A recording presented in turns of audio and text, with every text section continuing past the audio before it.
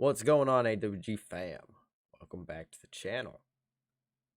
Today, I got something special because this just came out. I was scrolling through my YouTube feed and I seen the quartering had put a video out that said leftists say white veterans are faking PTSD for status and wanted to be victims. So, of course, I have to do a special reaction to this. I'm going to be doing one tonight, right now, a few hours after it came out, because, hey, I'm white, and apparently, as a veteran, I'm faking PTSD. So, before we jump into it, make sure you guys like, comment, and subscribe. And also, make sure if you don't know about the quartering, go check out the quartering. Awesome dude for information. His news that he gives, he does a lot of pop culture news and does real world stuff. So, definitely check him out if you haven't already. He is definitely somebody who's a very good source of info. But let's go ahead and jump into it. What's going on, everyone? Jeremy here from The Quartering, and I hope you're having a wonderful day. I think that this probably is one of the more rage-inducing articles written by what is probably one of the worst humans on the planet, and I figured, why not ruin your day with it? Look, I think it's fair to question certain things, especially when it comes to your military, at least here in the United States, but overwhelmingly, I support my troops. The men and women of the service. Thank you for that, sir. I support them, essentially without question, because regardless of how they got there, they're there defending this country. The decisions of their superiors aren't something that I always agree with, and I'm sure that many servicemen and women don't always agree with them either. But overall, I have great respect for the men and women in the service at all branches and all levels, and will defend them from defamatory articles like this and opinions of losers who've never really faced any real adversity in their entire life. Facts. I think I've been relatively on record that the military does have some very questionable recruitment strategies and that I think are worth exploring.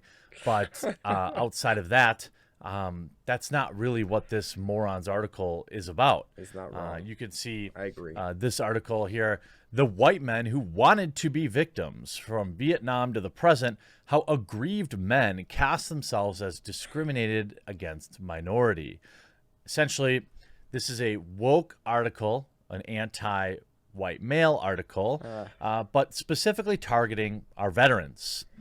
Our veterans, often left behind. They're one of, if not the largest group of the homeless in this country, and they need more support than ever. I'm actually looking at doing some work with Stack Up, which helps veterans, maybe in June, raising some money for that. But one of the particularly inflammatory lines from this article is simply, American soldiers served overseas, returning Vietnam vets mimicked the rhetoric and strategies of the era's homegrown protest movements while developing a painful narrative of abandonment and trauma to convey their own sense of disaffection. I'm going to pause it right there. Now, I'm sure this article is written by an absolute fucking moron who's never in their life been in a combat environment. And if you have, shame on fucking you. How dare you write something of this nature about my brothers and sisters who fought for this country? How dare you? It sickens me. And then on top of it, you're gonna make it about race. My brothers don't have a color in my eyes. And they never will. They're my brothers. I don't give a fuck what they look like.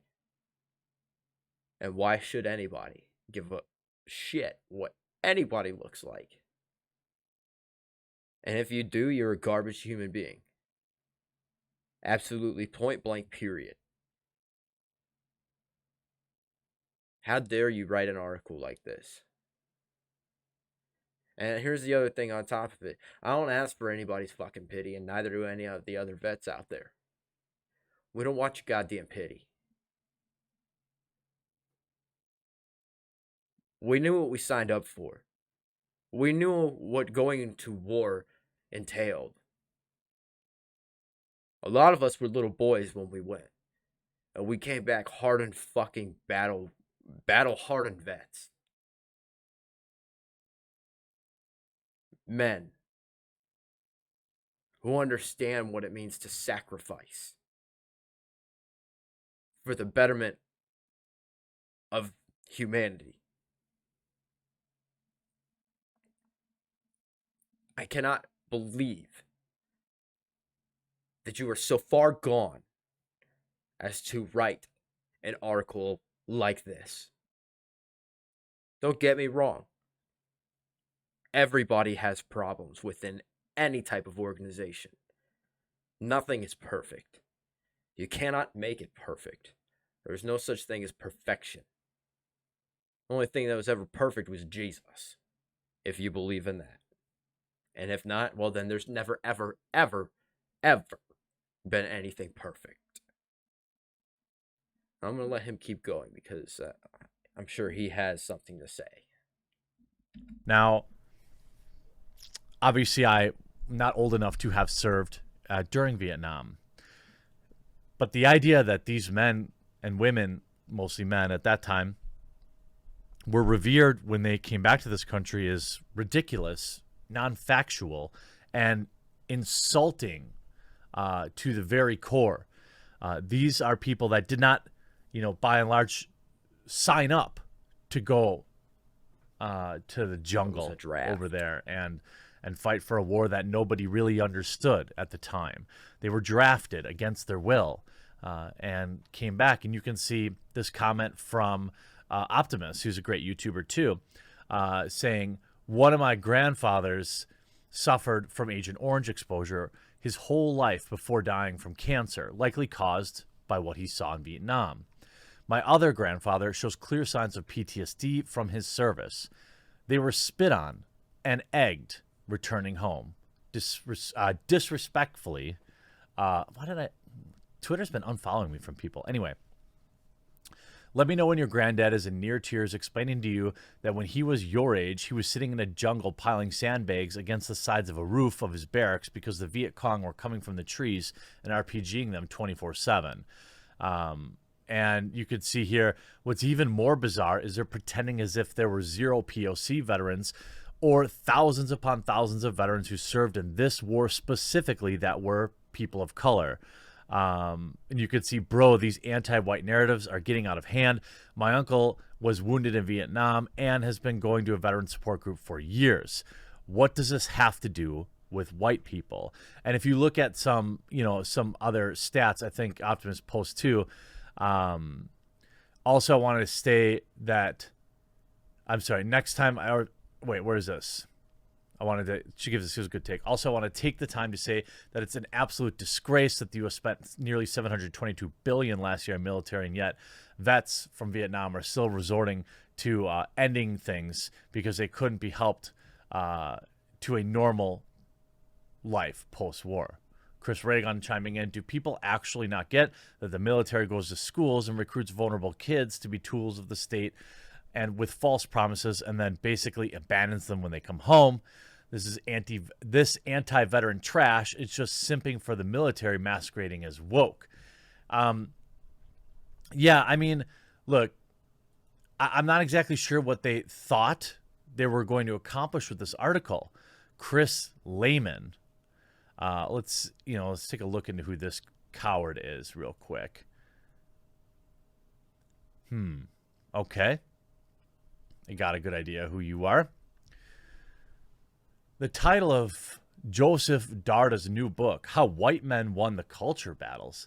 Many land awkwardly for weary followers of the recursive debates over cancel culture, wokeness, and the like. The loudest and most visible partisans in this battle are the aggrieved white men, insisting they are scapegoats, in unhinged, identity-driven witch hunts and eagerly putting themselves forward as martyrs in ugly confrontations over free speech. Are you, I mean, this, What the fuck? you get that this article is just clearly trying to gaslight, right?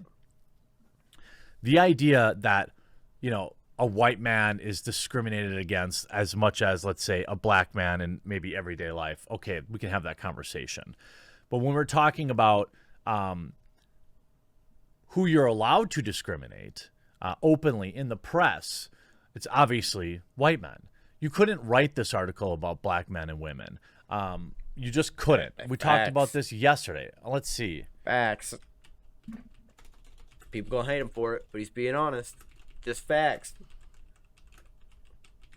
I bet you, let's see, 300,000 African Americans served in Vietnam.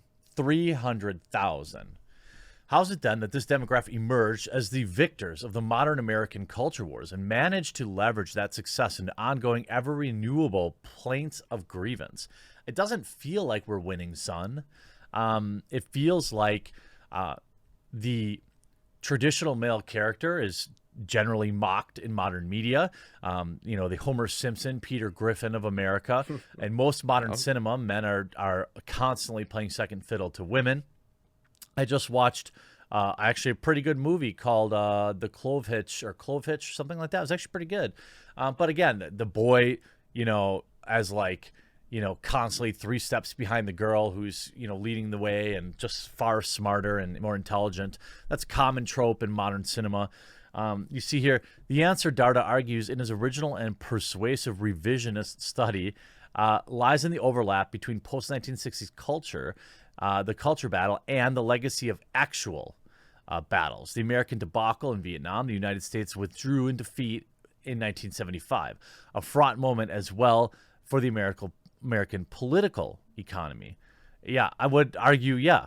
You know, you think here that you see other returning veterans. No, I'm not going to give you ads. Other returning veterans, meanwhile, were coping with the challenges of reintegrating into American society that seemed ashamed of the failed Southeast Asian War and indifferent to hostile to the plight of the veterans. The mounting sense of an enemy in the white veterans community became focused on the notion of post-traumatic stress, a new psychological diagnosis that took root after a nurse in Boston hospital treated a veteran who'd taken part in the infamous terrible incident. I don't understand what you think, you know. And let me just point out something real quick. When talking about that man who went to the hospital, this is something I've said in probably a few videos past. These people who off people, and it's not for a moral reason,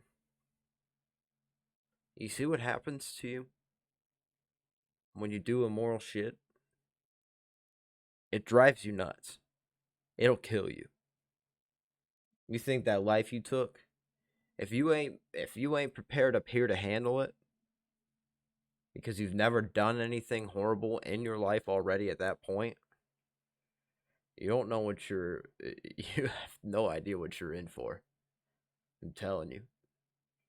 The battle is not anymore about you doing it. The battle is now with yourself after doing it. As you can see.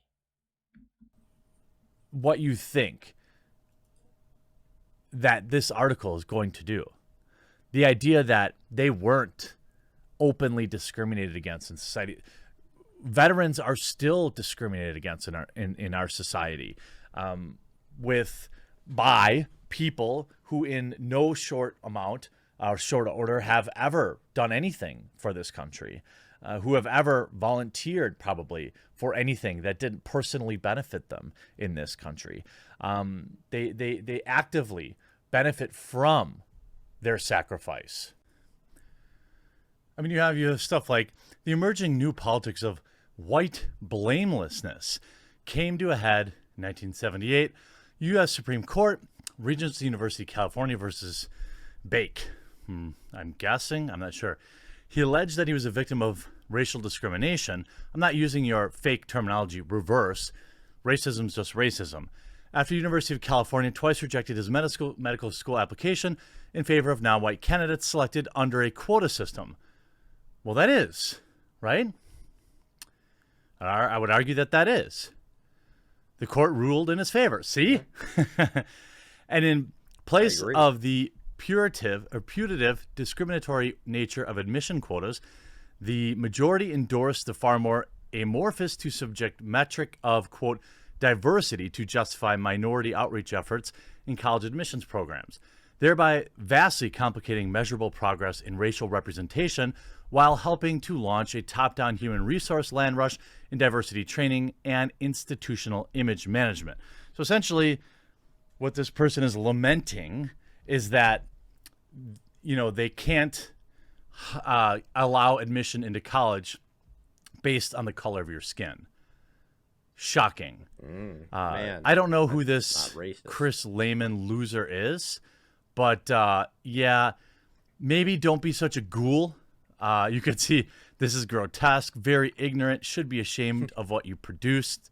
Oh, here, let's see. I'm probably already pre-blocked. Okay, so you're essentially nobody. My latest review from New Republic on veteran identity battles. Good stuff. Do you think a new analysis builds on rather than replaces the idea of cultural shift? He takes his PTSD. His take is that PTSD is largely made up. Bold. Poor take, disrespectful to people who didn't want any part of the draft, went over and died at a young age or came back largely to unsympathetic audience that had little to no rehab centers for PTSD, akin to victim blaming. Mm-hmm. I mean, this is the worst take. You know, I mean, this is like, your opinions are garbage. Now do feminists. This is just infuriating. This person is a coward, and this is douchebaggery at the highest level. Hope you enjoyed this video. We'll talk again real soon. I fucking agree. Wholeheartedly agree with him on that. God, that was...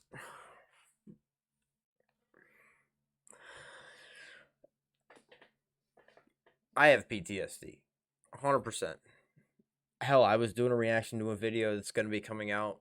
I think it was a donut operator video recently. And during the video, there's actually a part where I'm watching the barrel and I hear the shot and I even move. Like, it's just instinctual. After you've been in an environment like that, you will never lose that part of you. You leave a portion of you there, and you take that with you. What's the reason why you have PTSD is because a piece of you is still over there, and you took a piece of that with you instead. The horrors, the nightmares, the unending stress, the fact that every single day you wake up, you got, in my head, every day I woke up at a certain point, I would say maybe about 4 months into my deployment, every single day I woke up, I was like, I'm going to die today. And that is most vets when they're over there. You've already come to terms with it. And then you come back, and you knew every day you were going to die. But then you didn't. And then you come back. And then the brothers that didn't make it back, you go, well, why didn't they make it back and it was me? Why didn't I die over there? I should have died. And I should have. I'm lucky to be able to sit in front of you guys on the screen, because I shouldn't be here. And that shit sticks with you. It never goes away. And I don't ask for anybody's fucking sympathy. I don't want it. I don't want you to feel bad for me. I want you to understand that's what I live with. That's it. Just a little bit of fucking understanding. I don't need your pity. I don't need your sympathy. I just need you to understand. Just leave me the fuck alone. It's that simple. Most vets don't ask for a lot. And I mean, here's the other thing too. You come back and then you don't get help. They don't give a shit. Instead of helping you deal with your problems, they'd rather force a goddamn pill down your throat. They just put off the side effects of going to combat. And I'll tell you now, you want to know how to deal with PTSD? You have to talk about it. That's how you deal with PTSD. That's how I had to deal with PTSD. And now I'm not sitting here saying it's for everybody, but I'd be the first to tell you the way I got. First thing I did was get away from alcohol. Second thing I did was talk to somebody. And I'm not saying you have to go see a shrink every single week. If that's what you need, then do it. But I would go see a shrink for a few times, and then I'm good. I figured it out. I'm good. I talked out when I needed to talk out, and I'm okay. And that's okay too. But you gotta talk to somebody. Somebody, even if it's not a doctor. You gotta find somebody to talk to. And I get it. It's hard to talk to somebody that doesn't understand. Trust me, I get it. My rating to get rated for PTSD, I ended up cussing the guy out across the desk from me. Because he asked me what the worst thing I saw over there was. And when I told him, he was just so nonchalant about that's it. And I exploded. I was a time bomb back then. Most guys are. And I exploded. I remember what do you mean that's it? What the fuck do you mean that's fucking it? Like, not even a little fucking like, hey, sorry you went through that, man. Something. Like, that's fucking it. And I don't know why I exploded. I really don't. I shouldn't have fucking exploded on him. Because honestly, fuck that dude. It's just his attitude for asking somebody what the worst thing you've ever fucking been through in your life, and you just blew it off.